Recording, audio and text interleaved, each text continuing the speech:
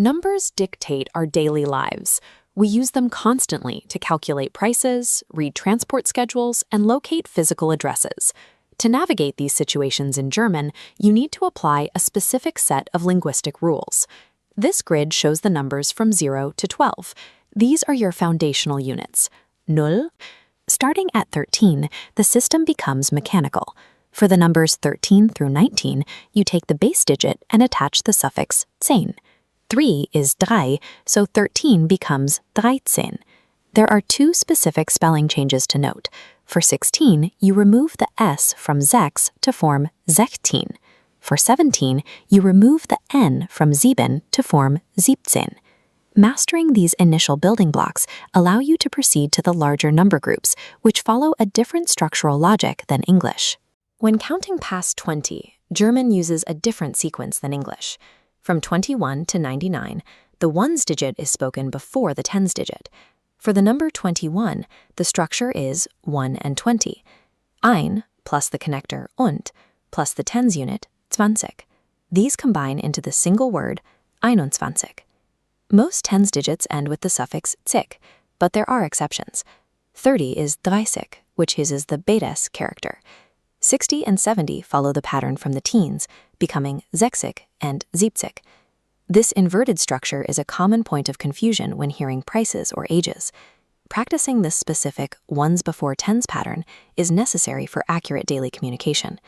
As we move into hundreds and thousands, the word order returns to the sequence used in English. You state the thousands first, followed by the hundreds. German spelling requires that no matter how large the number is, it must be written as a single compound word. The components for 4,312 snap together into 4,312. Note the junction between the hundreds and the final two digits. Unlike English, there is no und placed here. The word is simply 312. Try this yourself. Pause the video and write out the digits for 4,312, and then write 73, applying the single word rule and the inverted tens rule. Breaking these words into place value columns clarifies their construction. These long compound words are built from individual units that follow a strict, predictable sequence. These numbers are essential for providing a residential address. To do this, we use the verb wohnen, meaning to live. To state your city, use the preposition in followed by the city name. No article is needed. Ich wohne in Berlin. Street names follow a different rule. Because Straße is a feminine noun and you are describing a fixed location, you must use in der.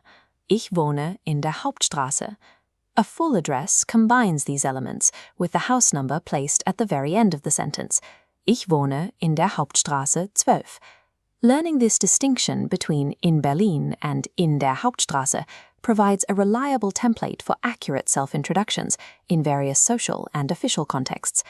To test these skills, we will look at a fictional profile for a student named Ama who lives in Accra. Listen for the city, street, and house number. Wo wohnen Sie? Ich wohne in Accra. In welcher Straße wohnen Sie? In der Ringstraße. Wie lautet Ihre Hausnummer? Meine Hausnummer ist 24. Telephone numbers follow a different protocol.